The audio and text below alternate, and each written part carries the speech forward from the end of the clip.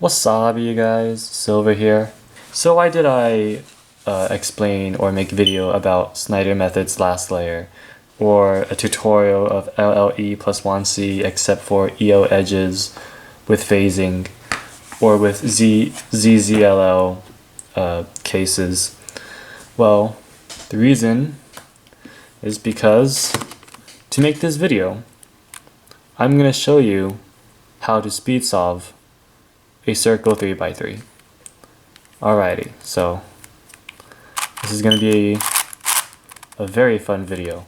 Hopefully it'll get you interested into speed solving this circle 3x3. Now, this circle 3x3 or a crazy 3x3 fully functional, ignore this sticker because I modified it so that now the white is also locked. In fact, all of the sides are locked, as you can see. The camera can focus. See? Okay. So how do I speed solve this? How am I sub 40 average with this? Well, let me show you. I'm going to have to sort of demonstrate and go through how I speed solve this. Alright. So, in the inspection, okay, white is always my default color. So I mean, if you're color neutral, you can go ahead and be color neutral with this. But I'm not color neutral, so I'm not going to go over that. Okay. So first thing is that the white is these white edges. They will always be easy crosses, okay? And in fact, these, as you can see here, will always be permuted. So you'll always have an easy cross, okay? So that's that. So like in the inspection, I can already do, okay. And then that's solved blindfolded. However, it's not as easy as it seems, okay? In this case, most of the time I will do that, and then here I'll go ahead and start solving these edges. These are the reason why sometimes I struggle or take very long, because of these edges here. Okay, as you can see, you always get things like this. I'll solve it like that. Things like this here, I don't like moving it around, especially when this puzzle is like that. Sometimes it could be locky, so I'll treat it like a Megaminx.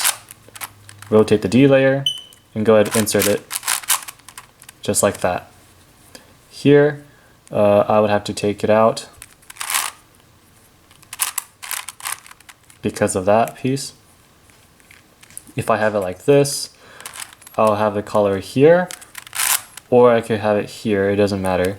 But because it was right here, I can go ahead and just move it up, turn it, put it down, put that back, and that solves it in.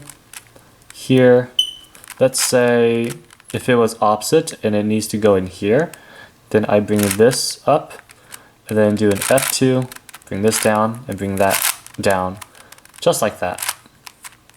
Okay, I'll do another example solve later. So. And then here is a little easy. So this is what I really like about speed solving, is that you can't do advanced movements. You really have to treat, if you want to be fast with this, you have to treat it like you can only use like intermediate or intermediate advanced F2L algorithms or things like that. You cannot do anything advanced, otherwise you're going to mess up these inner circles. Okay. So you just have to play around with that. So here I'll do F12. At this case, you have to ignore the inner pieces. Okay, just only focus on the outside pieces. So don't let that distract you. So it is hard to see sometimes because you can get lost like this. So you just have to sort of be very careful and practice. Okay. So I do my F2L. Here, just like that. If I get an easy OLL like this, I'll do OLL.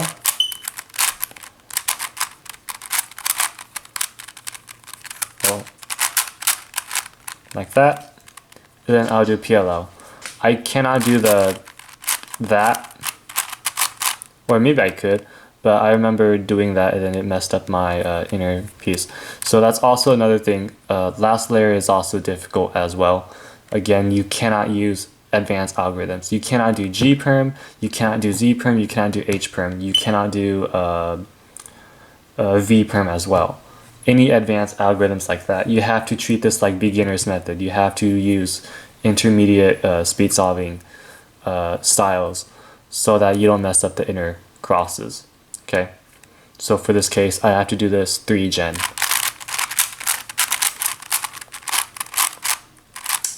And then another thing is, what I like about speed solving this is like, it's not like a 3x3 where you could just solve it like a 3x3. No, it's like a square one.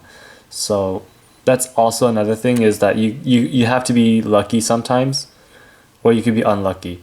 So this is parity. This is pretty much a picture cube orientation. So I'll go ahead and go like this. That's how I solve that parity. Okay.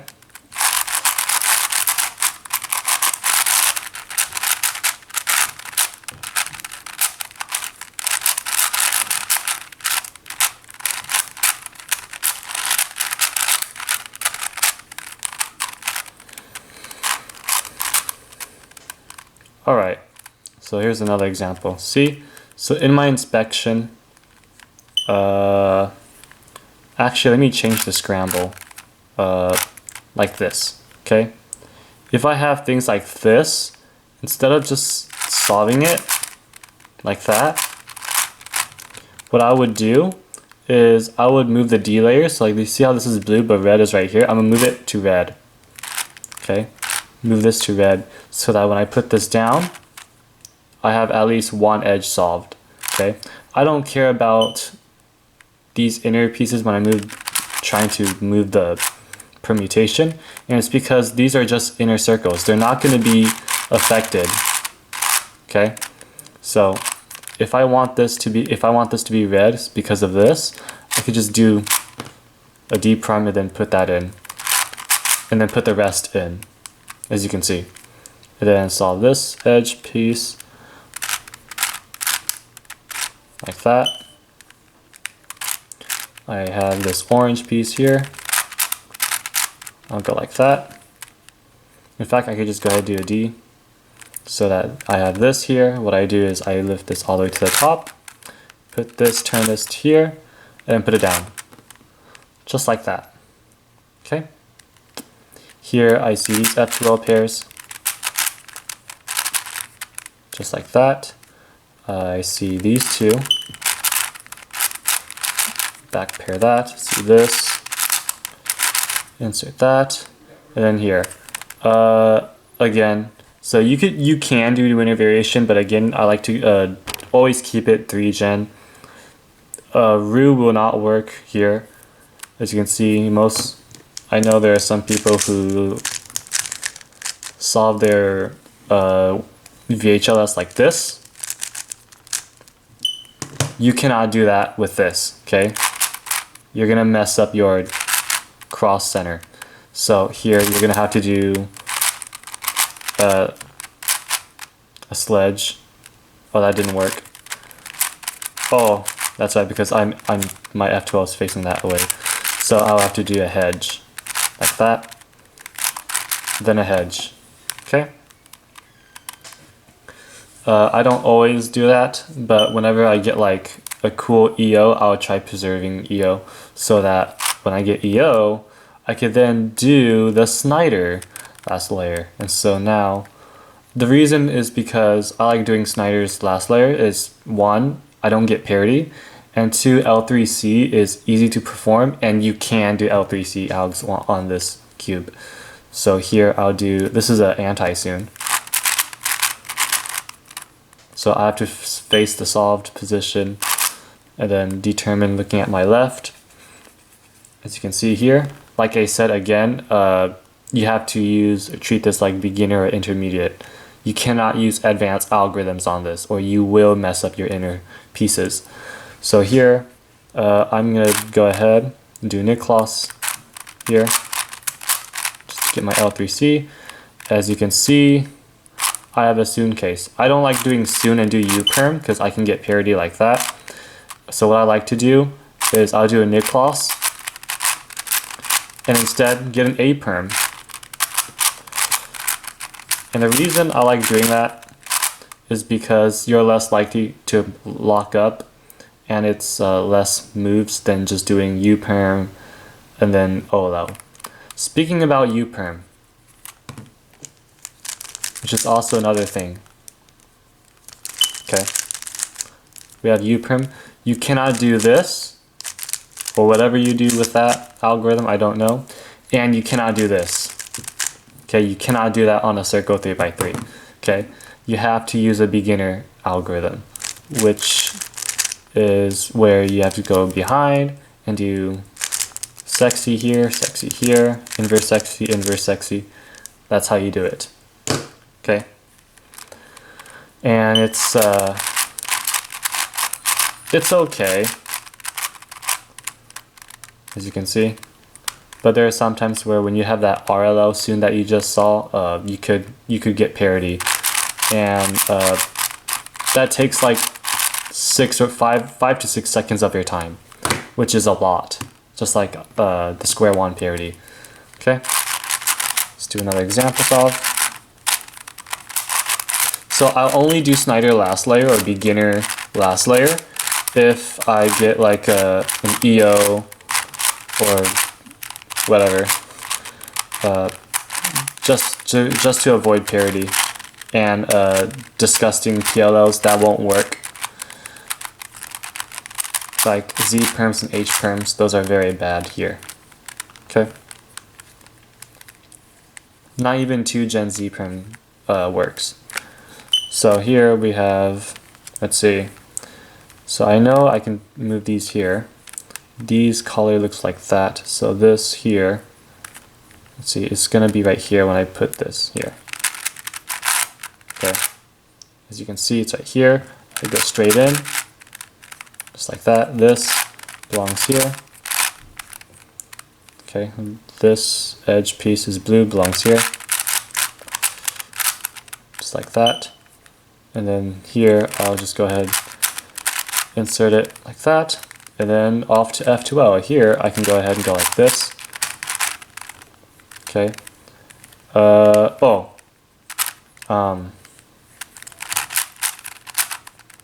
You can do that, and you can do because I know I said you can't do advanced F2L faces or F2L tricks, but you can do this case where when you have this case, you go like that. You could do that. So just want to remind that you could do that. If you don't know that case, it's when you have this case and you backslot it like this, like that. You could do that on a circle 3x3. Okay, so I just want to point that out. And then you do this, F12 here. As you can see, I have this case, so I'll just do sledge like that, and then go to my solved. That is not an opposite. If it's an opposite, it's a soon. This is not an opposite, so it's an anti-soon. Just like that. And look, I got myself an L3C case, which is perfect. Okay.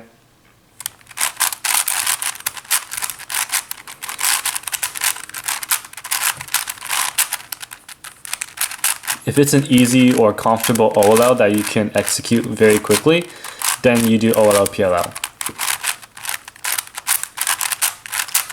Just hope that you don't get parity.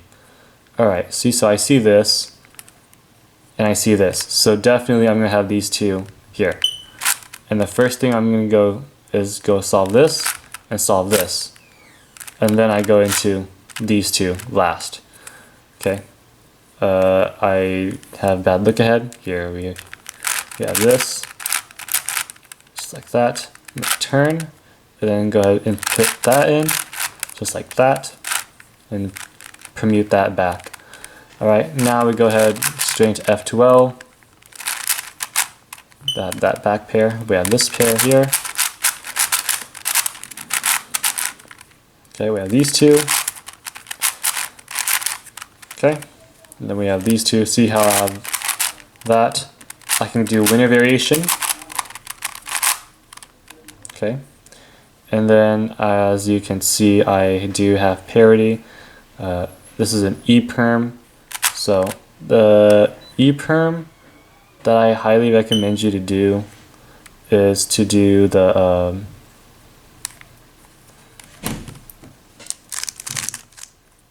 let me show you. Don't use this algorithm. Use this algorithm. Oops, wait, I think I messed up. Oh, I messed up already. Dang.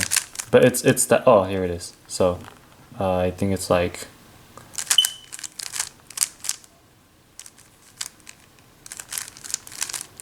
that. Use that algorithm. It's hard for me to get used to, but it's much better for this crazy 3x3, and it's only because of how it is. Oh,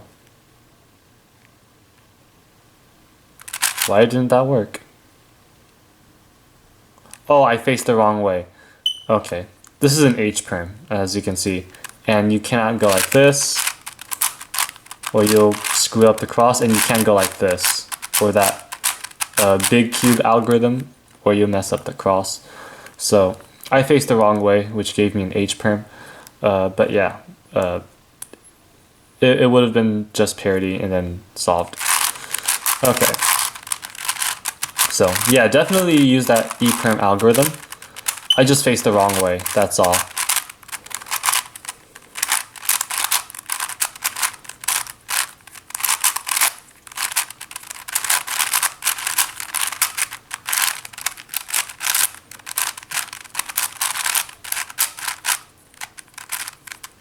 Okay.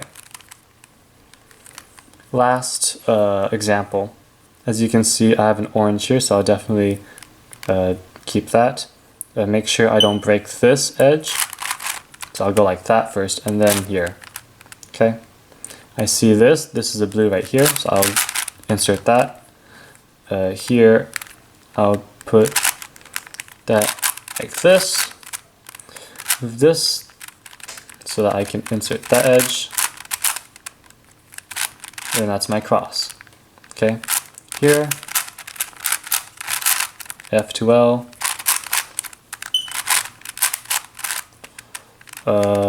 You can do keyhole like that. Okay. And then again, you can do linear variation. Okay, so that's acceptable. Here's the, oh wait. Oh no, yeah, this is a G-perm. The ugly G-perm like this, you cannot do. Okay, you cannot do that. If it's a pretty G-perm, like this, things like this kind of G-perm, use an algorithm like that, then you can do it. Okay, if it's 3-gen. You cannot do YDU moves.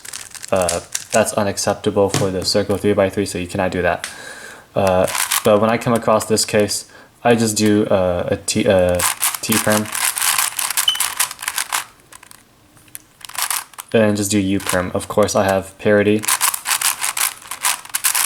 which is why I don't always do OLL PLL.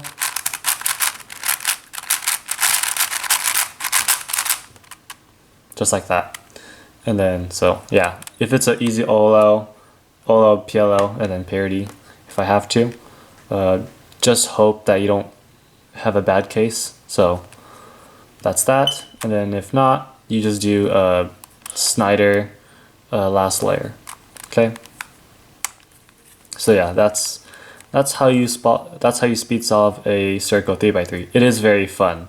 it's super fun to solve, to speed solve, just because it just, you know, it's pretty much another square one scenario. So yeah, if you're going to speed solve this, you have to treat it like a square one. So that's how you speed solve a crazy 3x3 fully functional or a circle 3x3. Finally, that's that. Hopefully you guys enjoy this video. So thank you guys so much for watching, and I'll see you guys in the next video. See you guys.